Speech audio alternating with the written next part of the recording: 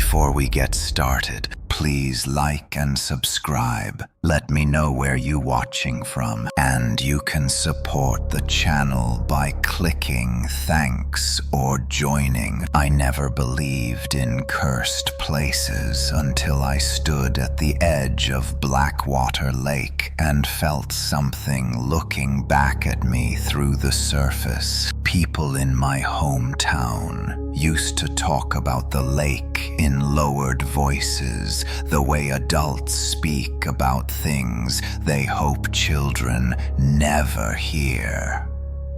The stories always ended the same way, with someone going missing and no body ever being found.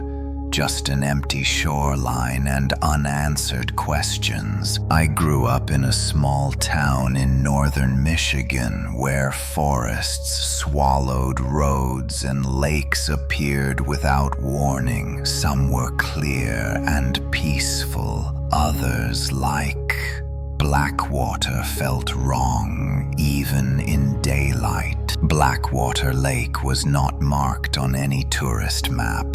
It sat deep in state land past a rusted gate and a dirt road that most people avoided. The water was dark, not from depth, but from something else. Something that absorbed light instead of reflecting it. The first time I heard the legend, I was 14.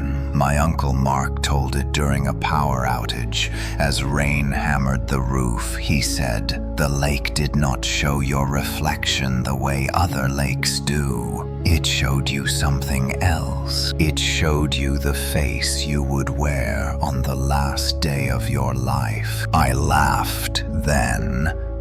Everyone did. That is how these stories survive, by sounding ridiculous enough to repeat. But my uncle did not laugh. He stared into the dark window as if expecting to see water there instead of glass. He said you only saw the face if you stood alone and looked into the lake just before sunset. Not night, not full daylight. The moment when the world feels like it is holding its breath. If you saw it, you were already too late. Years passed. The story faded into the background of my life like old scars. I left town, went to college, got a job in Chicago, and tried to forget the slow, quiet dread of where I came from. Then my Uncle Mark died. The official report said heart failure, no signs of struggle, no drugs, no alcohol, just a healthy man found dead in his fishing cabin, miles from anywhere. His face was calm, they said, almost peaceful. But when I went home for the funeral, I heard something else. A neighbor pulled me aside after the service. His voice shook when he asked if my uncle had ever talked to me about the lake. He said Mark had been acting strange for weeks. He stopped fishing anywhere except Blackwater. He refused to go out after sunset. He kept mirrors covered in his cabin like he was afraid of seeing himself. The last thing Mark told him was this: the lake does not lie. But it does not tell the whole truth either. That night I could not sleep. The words crawled through my thoughts like insects. I tried to tell myself it was grief making everything feel heavier, but deep down something old and buried had started to wake up.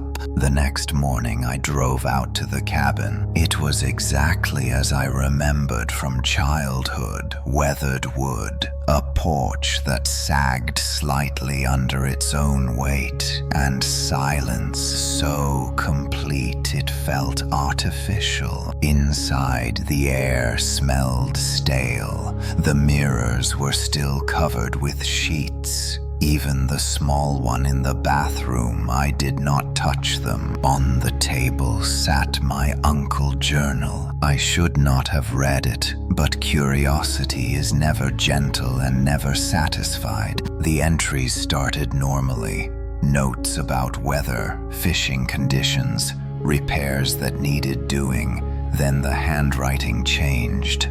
Words became tighter, darker. I saw myself in the water today. That was all one entry said. No explanation, no date. Another followed. It was not me. Not really. Older. Thinner. Something wrong with the eyes. The final entry was written in a shaking hand. I understand now the lake does not show death. It shows the moment you accept it. I closed the journal and felt colder than I should have in the middle of summer. That was when I decided to go to Blackwater Lake. I told myself I needed closure. I told myself it was superstition and fear mixed with grief, but part of me wanted to see if the stories were true. The drive took over an hour. The road narrowed, trees pressed in from both sides, cutting out the sky. When I reached the clearing, the sun was already low. The lake was still. No wind, no insects, no birds. The surface looked like polished glass, dark and perfect. I stood at the edge, telling myself I would leave before sunset. But time slowed, the way it does in places that do not want you to rush. As the sun dipped lower, the water changed. It stopped reflecting the trees. The sky vanished. Something began to form beneath the surface. A shape. A suggestion of features. My heart pounded so hard I thought I might faint. I knelt down, unable to stop myself. And then I saw him, not as I am now, but as something else. Something closer to the end. The face stared back with eyes that knew something I did not yet understand. That was when I realized the worst part of the legend. Seeing the face was not the curse. Remembering it was. I did not leave Blackwater Lake right away, even though every instinct in my body screamed at me to run.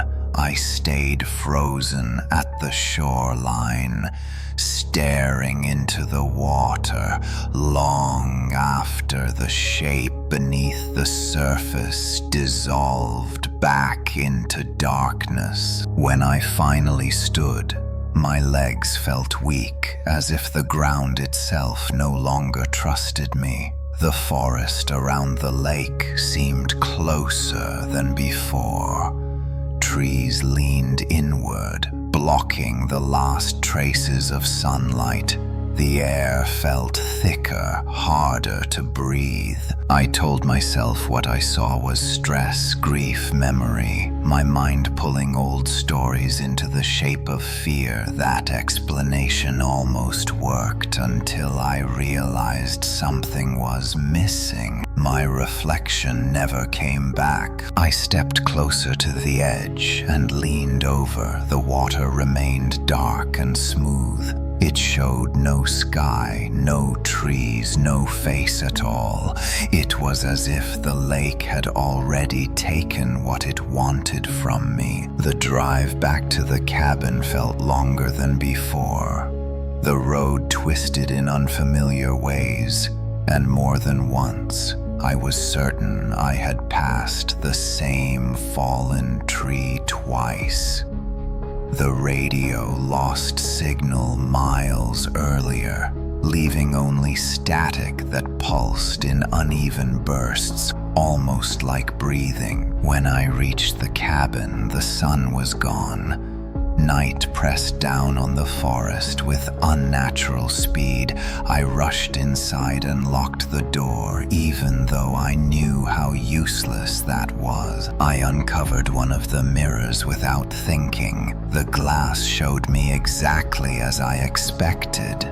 Tired eyes, unshaven face. Nothing wrong, Nothing changed, and yet relief did not come, because I could still see the other face in my mind, clearer than my own. I barely slept that night. Dreams bled into waking moments. I stood at the lake again, watching the water ripple for the first time, as hands pressed upward from below, trying to break through. When morning came, I felt worse. Not better. My phone showed 3 missed calls, all from the same unknown number. No voicemail, no text. I called my mother instead. She sounded relieved to hear my voice until I mentioned the lake. Her tone shifted immediately. She told me not to go back. She told me my uncle was not the first in our family to be drawn there. I had never heard that before. She hesitated, then told me about my grandfather, a man I barely remembered. He drowned when my mother was young. They said it was an accident, a fishing slip, a sudden storm. But the truth was different. He walked into the lake fully clothed just before sunset and never came back up. No one searched Blackwater for him. Not officially. Everyone already knew what the lake gave and what it took. After the call, I sat alone in the cabin listening to the walls settle. The air felt heavy again, as if the lake was closer than it should have been. That afternoon, I noticed changes, small at first, easy to dismiss. My reflection lagged behind me in the bathroom mirror by a fraction of a second. Shadows in the cabin did not always match the light source. When I blinked too slowly, I could swear my face looked wrong, older, sharper, closer to the one I had seen beneath the water. I tried to leave again before sunset. I packed my bag, started the car, and drove less than a mile before the engine stalled. No warning, no noise, just silence. By the time I got it running again, the sun was already sinking behind the trees. I did not turn back. The lake appeared ahead without effort, as if the road had always been leading there. The clearing was darker now. Fog crept low over the water, thick and slow, like something alive. I stayed in the car, watching the time on the dashboard tick down minute by minute. My heart raced with each passing second. At the exact moment the sun touched the tree line, my phone rang. The same unknown number. I answered against my better judgment. The voice on the other end sounded like mine. Only calmer, older, resigned. It told me not to fight what I had seen. It told me the lake was only showing me what was already waiting. I hung up, shaking my hands, left damp marks on the steering wheel. The fog parted near the shore, revealing the water again. This time the surface moved. Ripples spread outward from the center, as if something had shifted beneath it. I did not step out of the car, but I did look. The face returned clearer than before. Its eyes met mine with recognition, not threat. That was when I understood what my uncle meant. The lake does not lie. It waits, and once it shows you the end, it begins to shape the path that leads there. I drove away before the face could change again, but the image followed me long after the lake disappeared behind the trees. That night in the cabin, I realized something else. The face in the water was no longer a future. It was a direction. I stopped telling myself I could leave after that night. The idea felt dishonest, as if the lake itself could hear the lie forming in my thoughts. The cabin was no longer a temporary shelter. It had become a waiting room. Morning light brought no comfort. The forest outside looked flatter, less real, like a backdrop painted too carefully. Birds returned, but their calls felt delayed, arriving seconds after their beaks opened. I tried to distract myself by cleaning the cabin. I threw away spoiled food, stacked firewood, and forced routine onto a place that resisted it. Every task felt watched. The journal was back on the table, even though I was certain I had left it closed and hidden the night before. I did not remember moving it. A new page had been written. The ink was still fresh. It said, "You looked again." My hands shook so badly I had to sit down. I searched the cabin for another pen, another notebook, anything that could explain it. There was nothing. I did not sleep the second night either. When I closed my eyes, I saw water even in the dark. Behind my eyelids, the lake waited patient and endless. At some point near dawn, I heard footsteps outside the cabin. Slow, deliberate.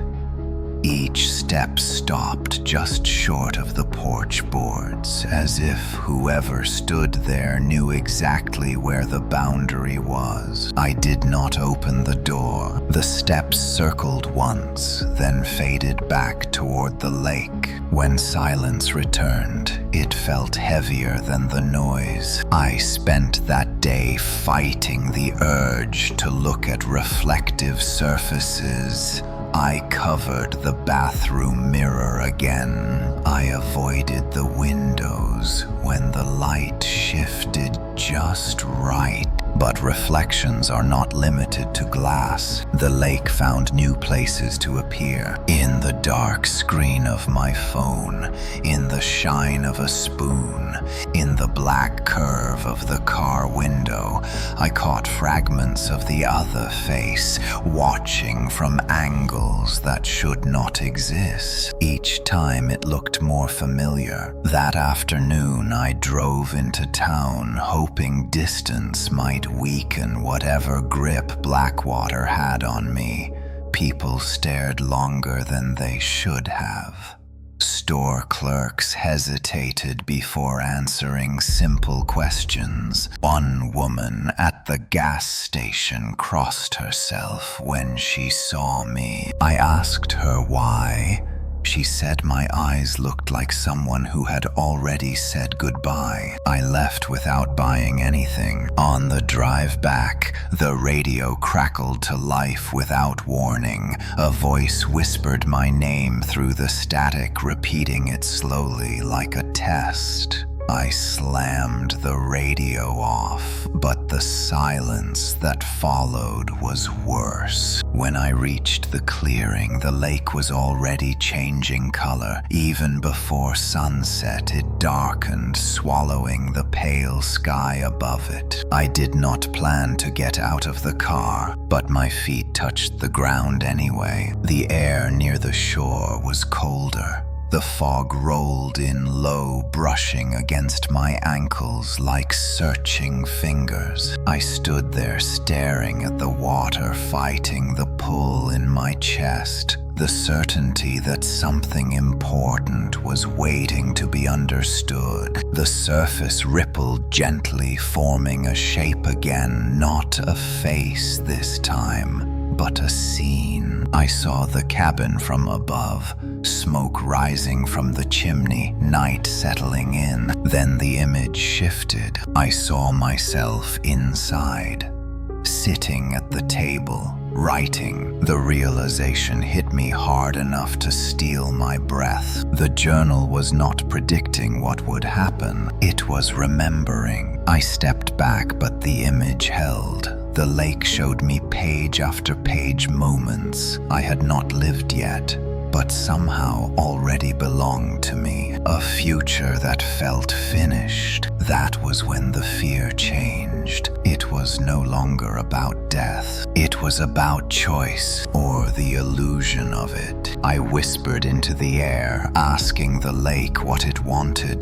The water did not answer, but the fog thickened, and the reflection sharpened. For the first time, the face beneath the surface smiled, not with malice, with relief. That night, I wrote in the journal myself. I do not remember deciding to do it. My hand moved with calm certainty. I wrote the same sentence again and again until the page filled. You will come back. When I finished, I realized something terrifying. The handwriting matched my uncle perfectly, and beneath the words, the page was damp, not with ink, with water. I woke to the sound of water dripping, even though it had not rained. The cabin was cold in a way that felt deliberate, as if the air itself had decided to withdraw warmth from the room. The journal lay open on the table where I had left it. The page I wrote the night before was dry now. The words remained dark and clear, as if they had always been there. You will come back. Seeing the sentence in daylight made it feel less like a warning and more like an instruction. I tried to burn the journal. That was my first real act of resistance. I carried it outside, built a small fire pit, and struck a match. The flame caught the paper easily, curling the edges black. But the pages did not turn to ash. They darkened, then smoothed themselves flat again, untouched by heat. The fire died on its own, leaving the journal resting in warm dirt, perfectly intact. I did not try again. Instead, I drove farther than I had before, past town, past cell service, past roads that looked unfinished. The farther I went, the heavier my chest felt, until breathing became work. When I finally stopped, the lake was not there, but the feeling was. I realized then the truth my uncle must have learned too late. Leaving the lake did not mean leaving the curse. The curse traveled with the knowledge. On the drive back, I began to notice time slipping. Small gaps, moments I could not account for. The clock on the dashboard jumped forward minutes at a time without explanation. By the time I reached the cabin, dusk had already begun, though it felt too soon. I found muddy footprints leading from the lake to the porch. They were barefoot and wrong. The toes dragged unnaturally, as if the feet had never learned how to walk on land. The door was unlocked. Inside, the cabin smelled like the lake. Cold, metallic, wet. The mirrors were uncovered again. In every reflection, the other face waited patiently behind my own, slightly out of sync. I shut my eyes and counted, but the images did not fade. That evening, the lake called without sound. The pull in my chest returned stronger than before. I fought it until my muscles shook, but eventually I found myself walking. The forest parted too easily.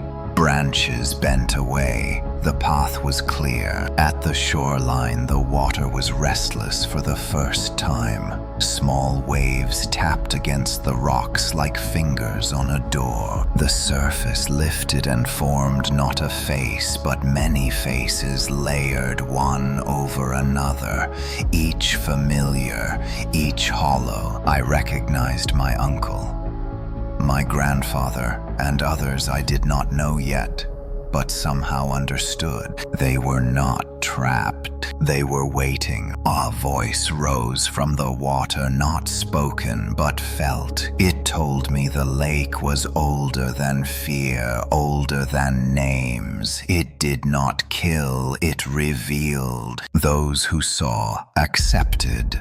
Those who accepted returned. The final truth pressed into my mind with crushing weight. The lake does not choose when you die. It chooses when you stop running. I staggered back, gasping. The faces sank below the surface, leaving the water dark again. That night I locked myself inside the cabin and stayed awake until dawn. But sleep found me anyway, slipping in through cracks in my focus. I dreamed I stood at the lake again, only this time I did not look into the water. I looked behind me. The cabin door was open. The journal sat inside waiting for the next entry. When I woke, the page was filled. Tonight you will understand. I knew then that the story I was telling myself about escape was over. The lake had shown me my last day, not as an ending, but as a promise. And it was getting closer. After the words appeared in the journal, I stopped questioning whether the lake was alive. The question no longer mattered. What mattered was that it was aware of me in ways I could not escape. The cabin felt smaller with each passing hour. Walls pressed inward. Sounds echoed too long. Even my own breathing seemed delayed, like it was waiting for permission. I tried to stay awake again, but exhaustion came in waves heavier than before. My body no longer listened to my intentions. When sleep finally took me, it felt less like rest and more like surrender. I dreamed of the lake without water. The basin was empty, cracked earth stretching in all directions. Faces were embedded in the ground, eyes open, mouths frozen. Mid-breath, they watched as I walked between them, unable to close their gaze. At the center stood a mirror taller than any man. Its surface was blacker than the lake ever was. When I stepped closer, I did not see my reflection. I saw a date. When I woke, my throat was raw as if I had been screaming. The journal lay open again. A new line had been added beneath the last entry. Tomorrow. I laughed out loud. The sound broke strangely, cutting off too soon. The word echoed in the cabin long after my mouth closed. Tomorrow could mean anything, I told myself. It could mean understanding, not ending. But the fear did not listen. I checked my phone. No signal. The time read 11:43 a.m. The battery drained faster than it should have. I decided then to leave one final time. Not to run, but to confront the edges of whatever cage I was in. If the lake followed knowledge, then I would test how far it could stretch. I drove without direction, turning whenever the road split, ignoring signs until they stopped appearing altogether. The forest thinned, then returned thicker than before, looping back on itself. Hours passed, or maybe minutes. Time had lost its shape. When I stopped again, I was back at the clearing. The lake waited. It was brighter now, reflecting the sky for the first time since I arrived. That terrified me more than the darkness ever had. I approached slowly. Each step felt rehearsed, as if I had already taken it in some other version of the day. The water showed my face clearly as it is now, then it shifted. The image aged rapidly, Lines deepened, skin thinned, eyes clouded, then it stopped. That face stared back calm, almost grateful. I understood then what tomorrow meant. Not a date on a calendar, a state of being. Those who returned to the lake did not always die immediately. Some lived. Days, weeks, even years, but from the moment they accepted what they saw, they were already finished, living only to arrive. The surface rippled once, and the image vanished. I stepped back, breathing hard. My heart did not race anymore. Fear had burned itself out, leaving something colder behind. Acceptance. That evening, the cabin lights flickered. Though there was no power, the journal waited open and dry. I wrote without hesitation. I am ready. The moment the pen left the page, the forest fell silent.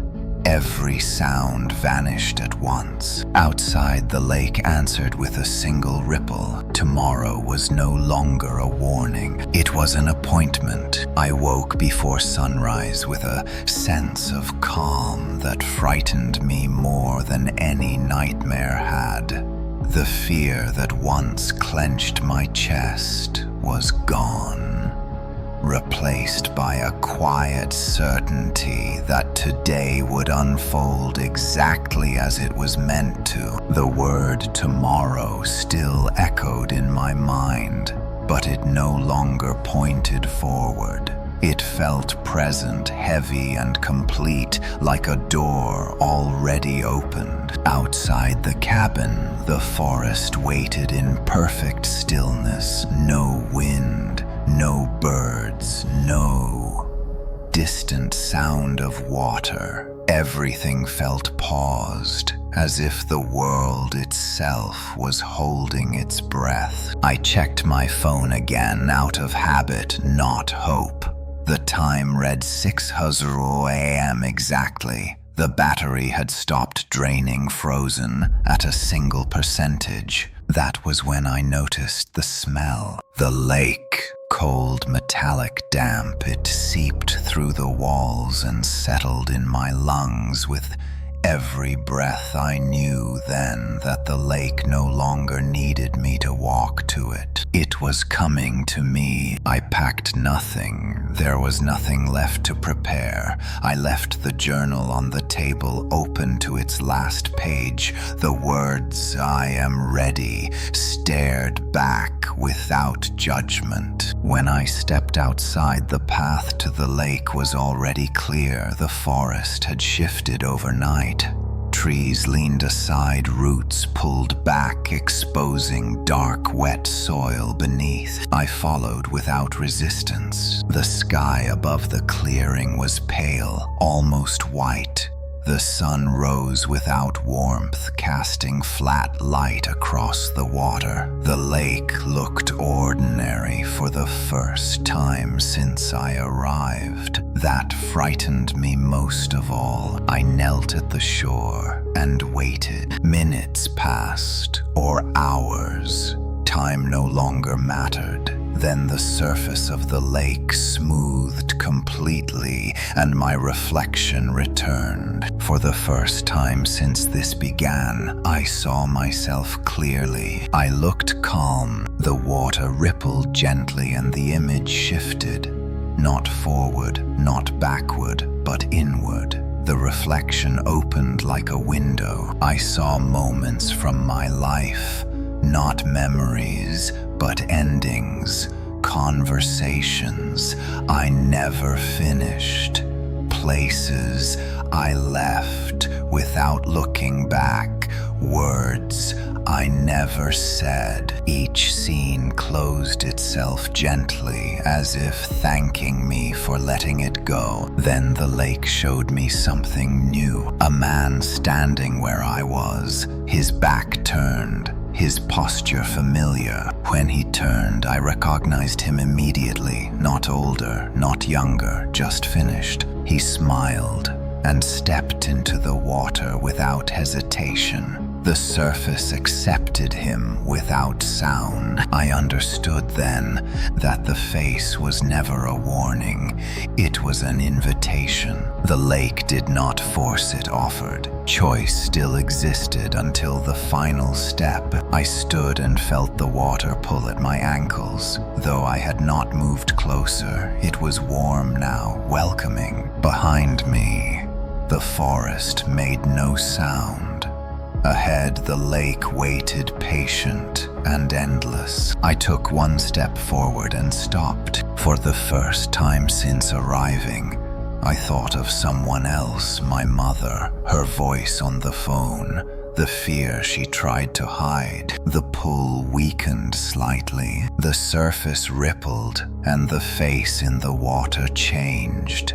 Its calm cracked, revealing something like disappointment. I realized the truth too late. The lake adapts. If I did not step in today, it would wait until I did. Tomorrow was flexible. The end was not. The water rose inch by inch, climbing my legs without a splash. My body did not resist. It recognized the path. As the lake closed around my waist, I felt memory slip away. Names, places, time dissolved into sensation. The last thing I saw before the water reached my eyes was the journal page reflected on the surface. You will come back, and I understood what it truly meant. Not to the cabin, not to the forest, but to the lake, again and again, until there was nothing left to return. I do not know how long I stood in the water before it released me. Time inside the lake did not move forward or backward. It folded inward, leaving only sensation. When I stepped back onto the shore, my legs felt hollow, as if something essential had been rinsed out of me. The forest looked unchanged, yet unfamiliar colors appeared muted. Edges blurred slightly as though the world were being viewed through thin glass. I expected relief after surviving the water. Instead, I felt something worse. Delay. The lake had not finished. I returned to the cabin slowly. Each step felt borrowed. The door stood open, though I remembered closing it. The journal was gone. Panic flared sharp and brief before fading into dull acceptance. I already knew where it was. At the shoreline, the lake waited again, calm and reflective. As I approached, I saw the journal floating just above the surface, untouched by water, pages turning on their own. New words formed as I watched. Not yet. The meaning settled heavily in my chest. The lake was teaching me patience. The worst part was not the end, but the time before it. On the drive back to town, I noticed people again. Their faces held the same unfinished quality I had seen in my own reflection at the lake. Like they were all somewhere between moments. At a stoplight, I saw a man step into the crosswalk before the signal changed. A truck ran the red light and missed him by inches. The man never reacted. He simply continued walking, as if death had passed him by and decided to return later. I understood then. Once you see your last day, you are no longer bound to the rules of ordinary time. You become out of sync. That night, the dreams returned stronger. I dreamed of standing at the lake while others watched from the shore. They could see me, but I could not hear them. Their mouths moved in silent warnings. When I woke, my phone rang. My mother. Her voice trembled as she told me she had dreamed of water rising through the house. filling rooms quietly. She said she woke knowing something was wrong. I wanted to tell her everything, but the words would not come. They slid away like water through fingers. After the call, the journal reappeared on the table. Another entry awaited me, written in my hand. They will feel it too. That was when the guilt arrived, heavier than fear. The lake was not satisfied with one ending. It wanted echoes. I tried to destroy the journal again.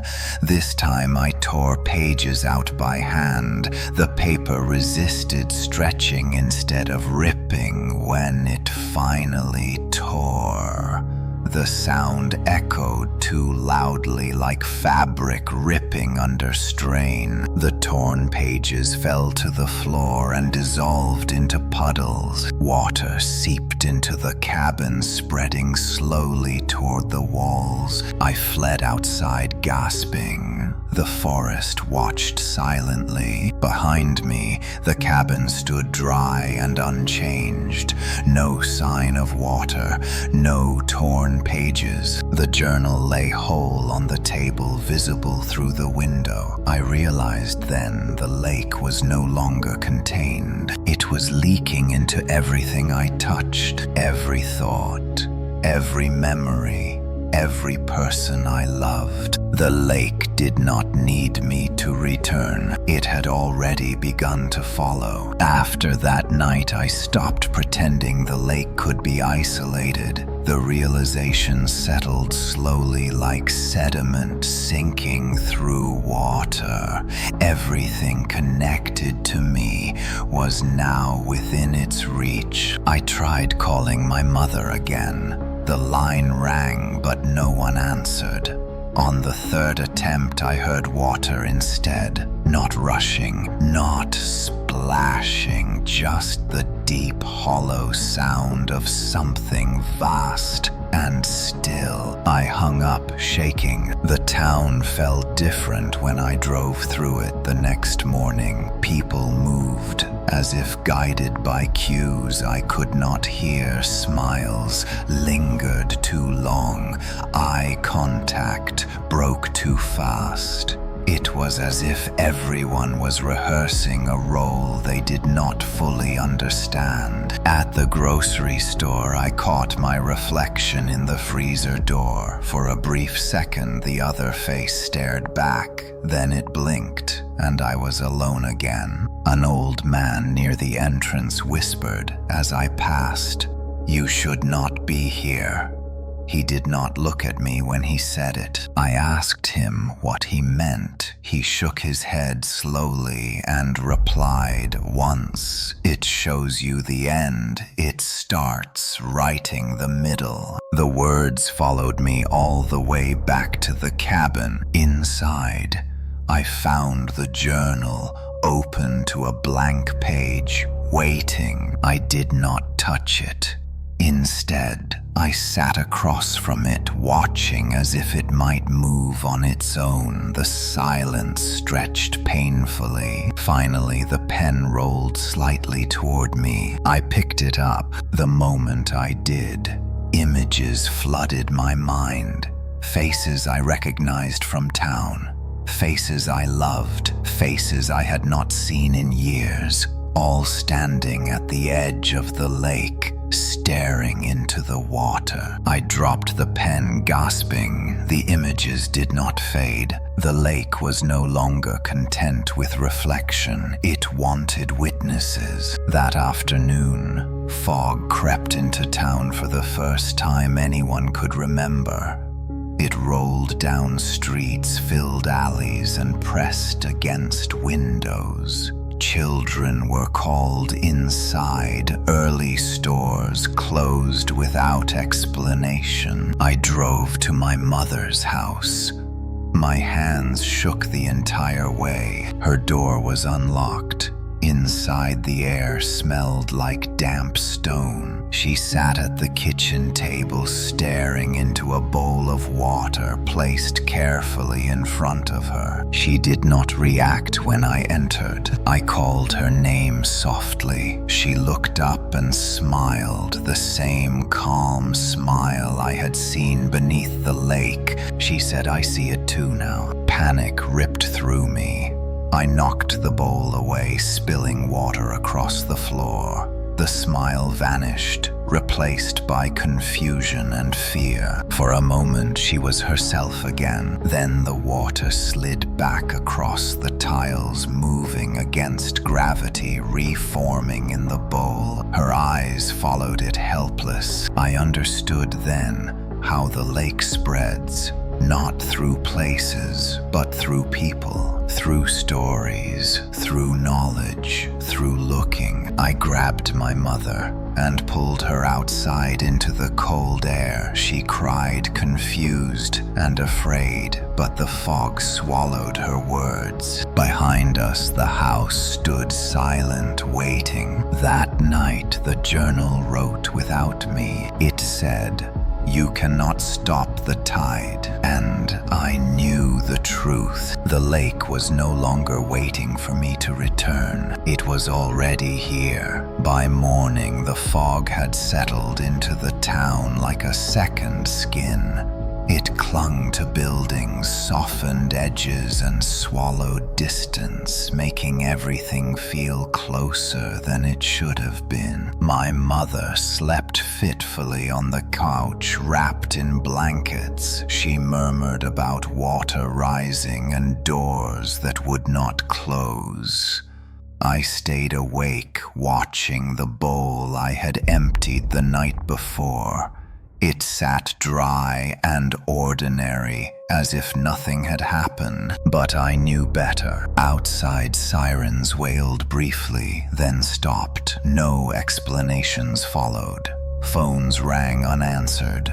Doors remained shut. The lake was teaching the town how to listen. I stepped outside and saw people standing in the street, staring into the fog, not moving, not speaking, just waiting for something to reveal itself. A woman down the block knelt beside a puddle, no bigger than a dinner plate. She leaned closer and closer until her reflection smiled back. I shouted, but my voice fell flat. The sound did not travel. The puddle rippled, and her body stiffened. She stood slowly, eyes empty, and walked back into her house, leaving wet footprints that faded behind her. The journal appeared in my hands without warning. I do not remember picking it up. The cover was damp, the pages heavy. A new entry formed as I watched. Every surface can open. Panic surged. This was accelerating faster than I expected. The lake was no longer bound to water, deep or wide. Any reflection would do. I ran through the streets, knocking on doors, pulling people away from mirrors, windows, screens. Some listened, some did not. Those who had already seen did not resist. They moved gently, calmly, like sleepwalkers, guided by something only they could hear. At the town square, the old fountain turned itself on. Water spilled over cracked stone, reflecting the pale sky above. Dozens gathered around it. I forced my way through, shouting until my throat burned. Faces turned toward me, some afraid, some peaceful. In the water, I saw them all, reflections layered and overlapping, each showing a different ending. The lake was multiplying. I felt it then, a pressure in my chest like hands pushing outward. The knowledge inside me wanted release. The journal grew warm. The pen trembled between my fingers. I understood the final cruelty of the curse. Those who knew could spread it even without meaning to. By telling the story, by warning others, by trying to stop it. I dropped the journal into the fountain. The water surged violently. For a moment I thought it had worked. Then the surface smoothed, and words appeared floating just beneath it. Too late. People began to step forward one by one, touching the water, smiling, crying, accepting. I dragged my mother away before she could look again. Her weight felt heavier than it should have been, like the lake was pulling her back through memory alone. We locked ourselves inside the house, blocking windows, covering every reflective surface we could find. In the darkness, she asked me a single question. Did you see your end? I could not lie. She nodded slowly and said, then it is already here. That night the fog pressed against the walls. The sound of water moved through the house, pipes, walls, floors, breathing. The lake had found its way into the town, and I had helped carry it there. The house became a bunker by necessity. We covered mirrors with blankets, turned picture frames face down, and taped cardboard over the television screen. Darkness felt safer than reflection. Even so, the sound of water threaded through the walls as if the pipes carried a memory instead of a supply. My mother sat at the kitchen table holding a mug she did not drink from. Her eyes tracked the slow drip from the sink until I shut the valve.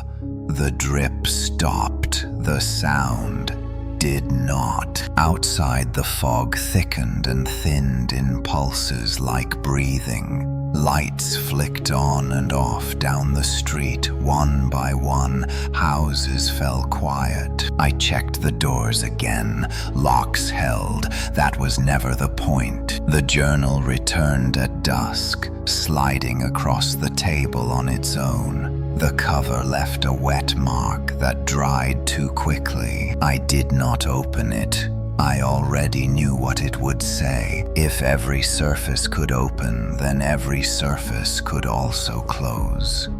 The idea arrived fully formed, as if placed gently into my mind. Control the reflections.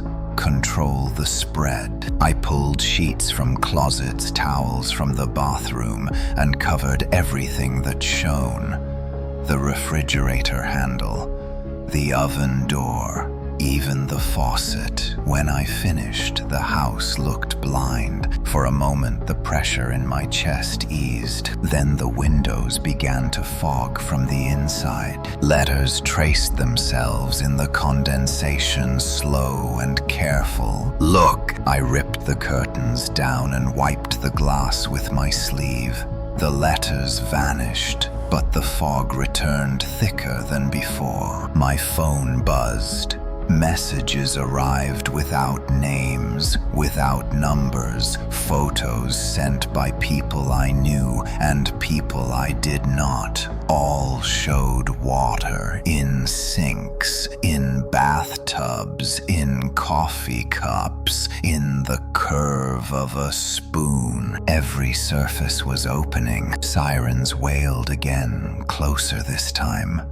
Then stopped mid-cry. Silence followed deeper than before. I told my mother we had to leave. She nodded without question. Fear had already made the decision for us. We stepped outside into fog so dense it swallowed the porch within a few feet. The air tasted metallic. The street felt narrower, like it had been drawn closer. As we moved, shapes appeared in the mist. Neighbors, standing still, heads bowed, hands at their sides waiting. A man lifted his face as we passed. His eyes were wet, but not from tears. He smiled softly and whispered, "See you there." I did not answer. At the end of the street, the ground dipped, forming a shallow basin. Rainwater collected there, reflecting the gray sky. Dozens gathered around it, like mourners. The lake was teaching the town to make more of itself. I pushed my mother ahead, shielding her eyes. But reflections moved anyway in the curve of her glasses, in the sheen of wet pavement. She stumbled and fell to her knees. I knelt beside her, blocking her view. She asked me quietly, "Does it hurt?" I thought of the water rising around my waist, the warmth, the welcome. I shook my head. That was a lie. We reached the car and drove blind through fog, guided by memory alone. Streets bent wrong, looping back toward the basin again and again. The town would not let us go. At the edge of the clearing, the fog thinned, revealing water stretching wider than before. Not Blackwater Lake, but something shaped like it, something learned. The journal appeared on the dashboard. One final entry formed. "This is how it grows." I understood then that escape was never the point. Containment was. The lake expanded through attention and memory, fed by fear and acceptance. If it needed witnesses, then it needed silence more. I tore the journal in half. The sound cracked sharp and final. The pages did not dissolve this time.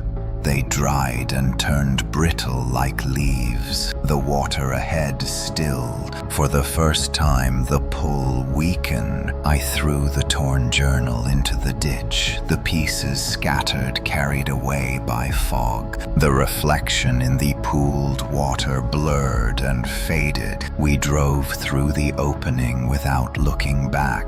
Behind us, the town fell quiet again. For now, I knew the truth settling heavy and unavoidable. The lake could be starved, but never destroyed. We did not stop driving until the road narrowed into gravel, and the fog thinned into long gray fingers, trailing behind us. The town disappeared without ceremony, as if it had never existed at all. My mother slept in the passenger seat, her breathing shallow. Her reflection lingered faintly in the side window. Even when I angled the mirror away, I avoided looking too closely. The farther we went, the quieter the world became. Not peaceful, quiet, like a held breath. We reached an old ranger station just before dusk. The building sat abandoned at the edge of state land, its windows boarded, its sign rotted blank. The place felt deliberately forgotten. I parked behind the structure where the trees pressed close. No reflective surfaces, no open water, only dirt, wood, and shadow. For the first time in days, the pressure eased. Inside the station, dust coated everything. The air smelled dry, paper old and clean. The absence of moisture felt like safety. We waited. Night fell slowly. Without fog, without sound, I dared to believe we had escaped. Then the radio crackled. Not the car radio. The old emergency unit mounted to the wall. It should not have power, but the red light flickered on anyway. A voice spoke, calm, familiar. It was mine. "You cannot hide from a horizon," it said. I unplugged the unit. The voice continued through dead silence. "The lake does not need water anymore. it has learned other shapes. My mother woke and looked at me with sudden clarity. She said softly, "It sounds like you." I could not answer. The windows darkened from the outside, as if coated with oil. A sheen formed on the glass, reflecting our faces back at us, faint and warped. I covered the panes with blankets too late. Words pressed through the darkness, forming backward letters visible only in reflection. Return. I felt the pull again, not toward a place but toward a moment. The one where I first knelt at the shore, the one where I looked. If I could undo that moment, everything might unravel. The journal appeared on the table between us, repaired whole, as if it had never been torn. The pages fluttered to a marked section. Instructions, not commands, not prophecy. A method. It described a way to starve the lake. Further, a rule I had not understood. The lake feeds on recognition. Seeing yourself is the first gift. Remembering is the second. Sharing is the third. To end the spread, one must sever the third. Silence. No warnings. No stories.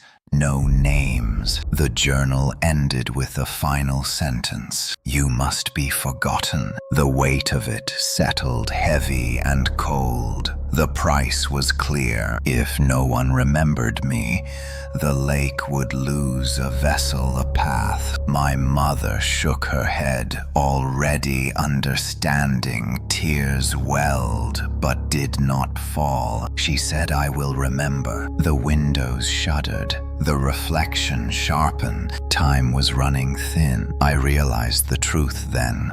The lake had never been trying to kill me. It had been trying to keep me as a door, as a voice, as a memory, and it would not let go easily. The instructions in the journal did not feel written. They felt remembered, as if I had always known what they would ask of me and had simply been waiting for the words to catch up. Silence was not absence, it was work. To be forgotten meant more than leaving town. It meant cutting threads before they could tighten, removing myself from every place where my name might echo. My mother watched me with the kind of grief that has no sound.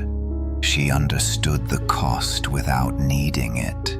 Explained, I could see the future forming behind her eyes. A life with a missing shape where I should have been. We spent the night at the ranger station, planning without speaking much. Every reflective surface remained covered. The radio stayed dark, but I felt it listening. At dawn, I left first. It was safer that way. Goodbyes create memories, and memories leave reflections. I wrote my name on a scrap of paper, then burned it in the dirt behind the station. The ash scattered easily, carried away by a breeze that smelled faintly of water. I drove south without destination, avoiding towns whenever possible. I paid cash when I had to. I never gave my name. I kept my eyes down. The lake resisted. Reflections followed me in subtler forms. The curve of a metal sign, the shine of a windshield, a spoon left too long in a diner cup. Each time I felt the pull and turned away. Days passed, measured only by exhaustion.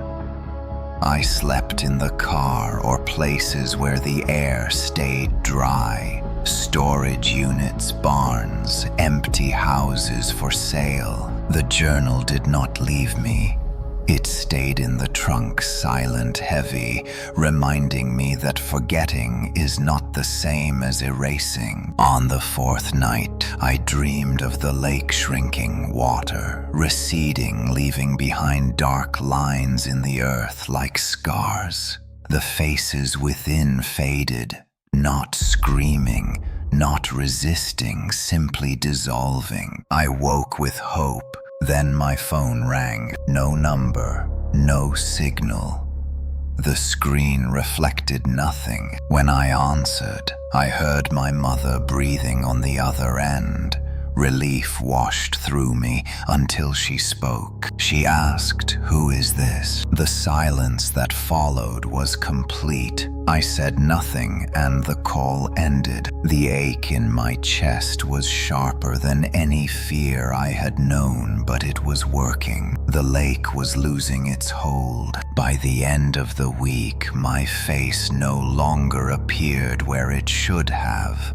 I passed mirrors without consequence. Windows showed only sky and street, not me. I was becoming unrecognizable. That was when the lake changed its approach. Instead of calling to me, it began calling to others about me. People I had brushed past, strangers who shared a room for a moment, a diner waitress, a motel clerk. They dreamed of a man by the water whose face they could not remember. The journal opened to a final page. Silence must be complete. I understood the lake was trying to rebuild me through second-hand memory. I took the journal to a place with no water, no reflection, no witnesses. The desert. I buried it deep under cracked earth where even rain feared to fall. The ground accepted it without resistance. As the sun set, the pull vanished entirely. For the first time since Blackwater, I felt alone, truly alone, and safe. I do not know how long this will last. I write this now without a name, without a past. If you are hearing this, it means I failed. It means the lake found another surface, and it is learning how to speak again. Time lost its edges once my name was gone.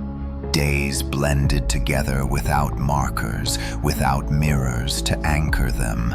I existed in motion, eating when hungry, sleeping when exhausted, never staying long enough to be known. At first, the silence felt like victory. The absence of the lake was almost comforting. No pull, no whispers, no reflections reaching for me. Then the gaps began. I would enter a store and feel eyes follow me.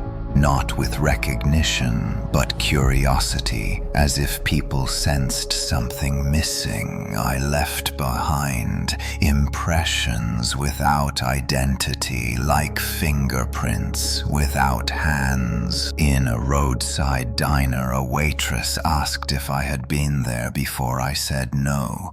She nodded, uncertain, and replied, "I dreamed about you last night." My chest tightened. She could not describe my face, only water behind me, still and endless. The lake was rebuilding me, not through memory, but through pattern. I left before she could say more. That night I slept beneath an overpass where the concrete stayed dry even during rain. I dreamed of the desert cracking open, revealing dark, damp soil beneath. Water seeped upward, slow and patient. I woke with the taste of metal on my tongue. The next morning I passed a newsstand. A headline caught my eye. Mysterious sinkholes appear overnight. No cause identified. The photo showed a shallow depression filled with rainwater reflecting the sky. perfectly still. I did not need to read the article. The lake was learning to exist without me. That was worse. Without a vessel, it was no longer limited by one ending. It could grow anywhere. Anyone noticed themselves too closely. I realized my disappearance had removed the brake, not the engine. By erasing me, I had freed it. I walked for hours thinking through possibilities until a terrible idea formed. The lake needed stories to spread, but it also needed an origin, a shape to imitate, if I could give it a false one. That night, I returned to a town I had passed through days earlier, small enough to listen, isolated enough to believe. I found an old quarry on the edge of town, its basin dry and chalk white. I waited until dawn, then carved channels in the earth, leading rainwater toward the pit. I worked until my hands bled. When the storm came, the quarry filled quickly. The surface reflected the sky, imperfectly fractured by stone. I watched from a distance as people gathered, curious, uneasy. By sunset, someone knelt to look. The reflection showed nothing. Confusion spread. Relief followed. The lake inside the earth twisted, searching for recognition, and found none. For the first time, I felt it hesitate, but hesitation does not last. That night, my dreams returned sharper than ever. I stood at Blackwater again, whole, and remembered. The lake roared furious. No longer patient. I woke knowing the truth. I could delay it. I could mislead it, but I could not stop it alone. The journal was gone, but the rules remained. Silence starves it. False reflections confuse it. But memory always wins eventually. If this story reaches you, it means the lake is still urging. It means somewhere water is waiting for you to look. And if you do, it will remember me. After the quarry incident, I learned to read the signs. The lake no longer announced itself loudly. It preferred subtlety, now a sheen where there should be dust, a stillness where wind should move. I followed the trail across states, never staying long enough to be noticed.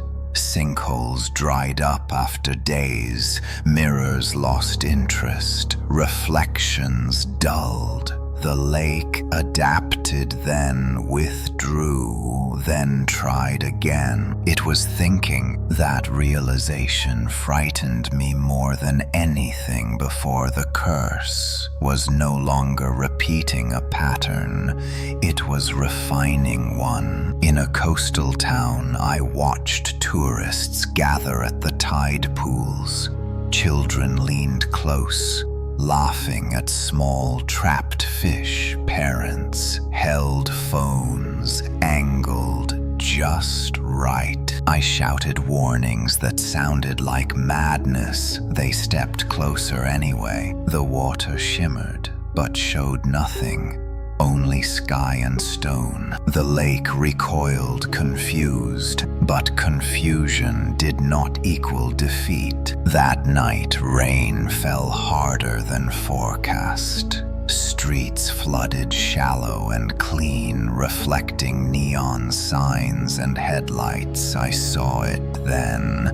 The lake did not need depth, it needed attention. I spent hours dragging trash and cardboard across puddles, breaking reflections, smearing surfaces until images fractured. People cursed at me.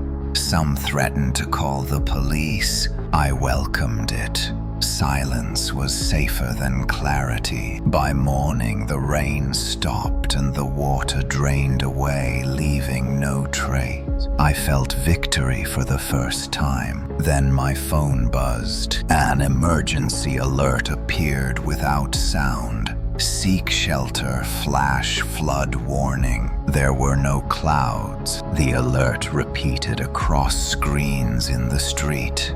Phones buzzed in pockets, simultaneously drawing eyes downward. Reflection multiplied. I ran, knocking devices from hands, breaking screens, stomping until my feet ached. The alert stopped as suddenly as it began. Around me, people stared, confused, angry, frightened. The lake was learning technology. I left before explanations were demanded. In the desert again, I met a man sitting beside a metal basin. He stared into it, unmoving. I approached slowly, blocking the light. The reflection broke. He blinked and gasped, like waking from a dream. He asked me what he had seen. I lied. I told him nothing. That night, I realized the hardest rule: silence must include truth. I could no longer explain or comfort. I could only interrupt. Each interruption cost me something: my sleep, my health, my grip on what little identity remained. I dreamed less, but woke tired, as if carrying weight through waking hours. The journal did not return, but sometimes when I closed my eyes, I felt pages turning. The lake was not gone. It was waiting, watching how far I would go to keep it hungry, and how long before I slipped. By the time winter reached the desert, my body felt older than it should. My hands shook when I woke. My vision blurred at the edges, as if the world were slowly pulling away from me. The lake had grown quiet, too quiet. That silence was never peace. It was concentration. I stopped intervening everywhere and chose carefully. Every interruption cost strength I no longer had. I needed to understand what the lake wanted next. At a rest stop near the highway, I noticed a cluster of cars parked too close together. Drivers stood in a loose circle, staring down at a patch of ice that should not have formed in the dry air. The ice reflected the sky perfectly smooth. No one spoke. They did not need to. I pushed through the crowd and smashed the ice with my boot. It cracked loudly, scattering fragments across the asphalt. The spell broke. People blinked, confused, angry, embarrassed. One man asked me why I did that. I could not answer. Words fed it. Explanations created shape. That night I dreamed again. This time the lake spoke without water or voice. It showed me a future where I was gone, and it remained smaller, weaker, but alive. A parasite does not need a host forever. Once it learns the environment, it survives on traces. I woke knowing the truth I had been avoiding. I was no longer stopping it. I was teaching it. Every trick, every interruption, every lie became data. The lake learned faster each time. I understood then what the journal had never written. The final sacrifice was not disappearance. It was stillness. To stop feeding it patterns, I would have to stop moving, stop interfering, stop reacting. I would have to let it fail on its own. That meant choosing one place and staying until the lake either starved or found me. I chose a place with no people, no screens, no roads. The salt flats, an endless white mirror under the sun. I walked miles until my legs failed, and the ground stretched empty in all directions. I stayed. Days passed without incident. The surface shimmered, but showed nothing. Then on the fifth night, rain fell lightly, forming shallow pools across the flats. Reflections returned everywhere. The lake surged desperate. I stood still. I did not look down. I did not move. The pull screamed inside my chest, stronger than ever before. But I held. The rain stopped. The pools evaporated quickly under the heat, leaving nothing behind. For the first time, the lake had reached and failed. I collapsed, laughing, crying, unsure which. But as I lay there staring at the blank sky, I saw something reflected in my own eyes. Not the lake, but a shoreline, waiting. I knew then this was not over. The lake does not forget. It only waits until you do. I stayed on the salt flats longer than my body wanted. The sun burned the ground white during the day, and the cold cut deep at night.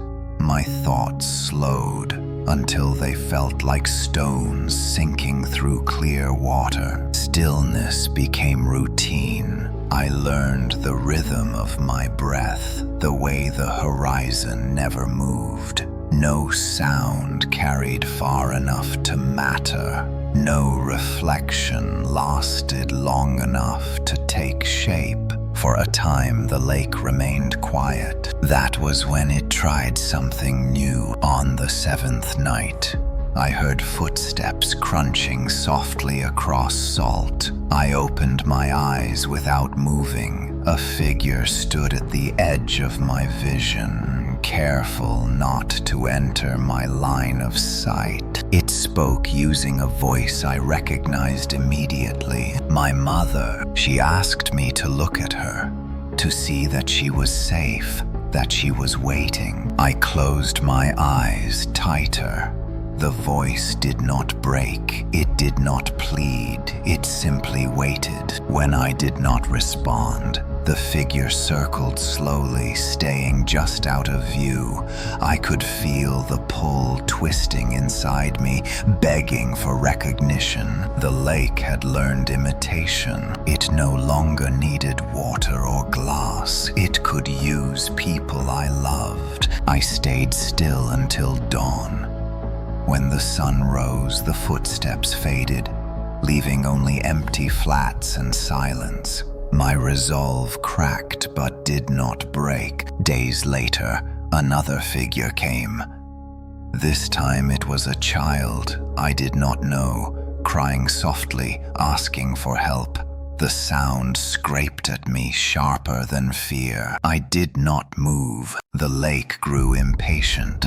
The sky darkened without clouds. Wind rose suddenly, carving lines across the flats. Thin sheets of water formed again, not from rain, but from the air itself, condensation pooling around me. Reflections bloomed everywhere. I stood at the center of 1,000 mirrors. The pull returned stronger than ever, screaming for me to look, to accept, to finish what I started. I remembered the rule: silence must be complete. I shut my eyes and spoke nothing. I let the reflections fail without attention. The water evaporated quickly as it had. before leaving the ground dry and cracked. The storm passed. I collapsed, shaking. My body could not take much more. That was when I understood the final move. The lake was not trying to lure me anymore. It was trying to replace me. If I died here, unnoticed, forgotten, it would lose a witness but gain a myth, a missing man, a mystery.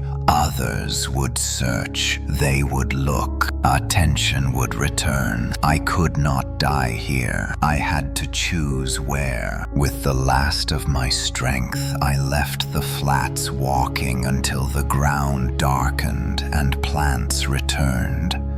I followed the road south again, toward one place I had avoided since the beginning. Blackwater Lake, the origin. If the lake wanted an ending, it would get one on my terms. I reached the forest as dusk fell.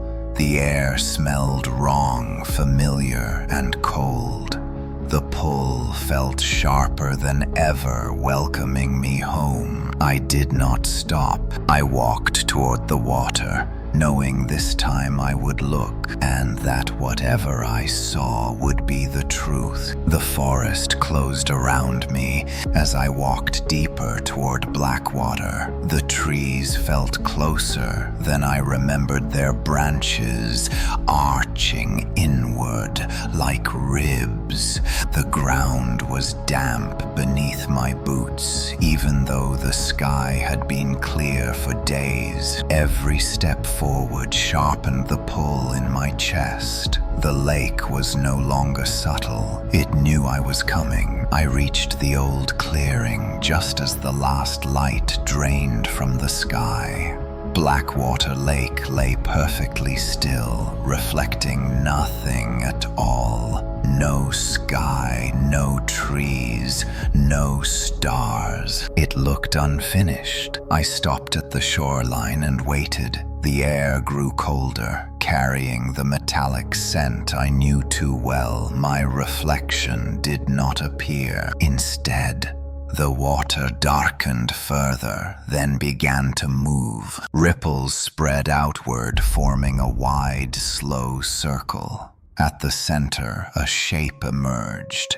Not a face at first, but a doorway carved from shadow. The lake was opening itself. I understood then why it had shown me my last day so long ago. It was never meant as a warning. It was an introduction. The doorway reflected scenes from my life, not memories, but moments of looking mirrors, windows water. Each time I had fed it without knowing. The lake spoke without sound, again pressing meaning directly into my thoughts. You learned fast. You lasted longer than the others. You will finish this. The water rose around my ankles, warm and familiar. I did not step back. This time, I let it touch me. Faces surfaced around the doorway, layered and calm. My uncle, my grandfather, strangers whose names I never learned. They watched with quiet expectation. They were not victims. They were completed. I felt the weight of every choice that had brought me here. Every interruption, every silence, every lie. The lake had shaped me as much as I had resisted it. I asked the only question that mattered. What happens when I look again? The answer came immediately. You stay, not die, not disappear. Remain as the lake. The realization hollowed me. The lake was not a place. It was a role. A position waiting to be filled, a witness that never looked away. I stepped closer. The doorway widened. The water reached my knees. For a moment, fear returned, sharp and human then. It passed. I saw the truth clearly. If I accepted, I would end the spread. The lake would collapse inward, feeding on itself with no one left to show the end to. But I would never leave. I would be remembered by no one, not even myself. The faces waited. The water waited. I stood at the edge of my last choice, knowing that whatever I decided would echo far beyond this clearing. The lake does not forget, but it can be made to stop looking, and I was the only one left who could close its eyes. I stood at the edge of Blackwater Lake while the doorway of shadow waited. The water lapped gently at my legs, patient, certain. The faces around it did not rush me. They never had. Time felt thin, stretched like glass about to shatter. I thought of my mother, though. Her face came without detail, just a warmth, a memory of concern without a name that was already fading. The lake was taking payment in advance. The voice returned quieter now, almost respectful. You can rest here. No hunger, no running, no resistance. The water rose to my weight, and with it came understanding. The lake did not crave cruelty, it craved continuity, a watcher that would never turn away from the final reflection. I saw what accepting would do. The fog would lift from towns, puddles would dry, mirrors would return to being harmless, the sinkholes would close. The dreams would stop. People would forget the fear first, then the reason for it. The lake would become still, ordinary, contained. Because I would be inside it, I asked one final question. What happens to the ones already taken? The faces answered not with words, but with feeling, peace, relief, completion. They were not trapped, they were held. That knowledge made the choice heavier. The water reached my chest. The doorway widened until it filled my vision. Darkness layered with faint light, like stars beneath ice. I stepped forward. The cold did not shock, it embraced. As the water closed around my shoulders, my thoughts began to slow. Images stretched and softened. The forest, the sky. The idea of movement drifted away. I felt myself flatten, spreading across the surface and below it, becoming depth, becoming stillness. I was everywhere the water touched, and nowhere at once. I understood then why no body was ever found. There was nothing left to recover. The last thing I surrendered was the urge to look away. I let it go, and the lake closed. Blackwater returned to silence. The surface smoothed, reflecting trees and sky like any other lake. At dawn, birds returned. Insects skimmed the water. The forest breathed again. A hiker passed the clearing later that morning. He stopped at the shore, admiring the view.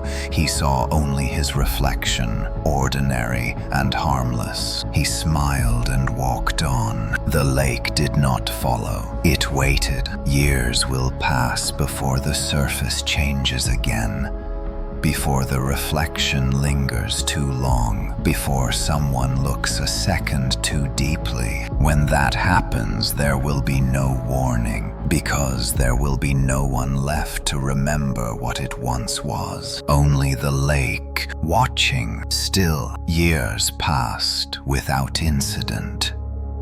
That is how the story would end if silence truly held. But silence is not the same as forgetting. It is only the absence of witnesses. Blackwater Lake slept beneath changing seasons. Ice formed and broke, leaves gathered and sank. Storms passed without stirring the surface for long. The forest healed the way forests always do, by growing over scars. People returned eventually, they always do. Trails reopened, signs were posted, warning of thin ice, no swimming after dark. Nothing about reflections. The lake remained ordinary until the first report. A fisherman claimed he saw lights beneath the surface at dusk. Authorities blamed algae and refraction. The man stopped returning calls. Then a teenager posted a photo online. A calm lake at sunset. Perfect composition, perfect stillness. Comments praised the view. One reply asked, "Why does my face look wrong?" The post vanished within minutes. Screenshots did not. Something had changed. Not in the lake, in the world. The years without fear had taught people to look longer. Cameras lingered. Screens waited. Eyes searched for meaning. Blackwater did not need a watcher anymore. It had learned to borrow millions. The surface began to hold reflections again, not every time, not everywhere.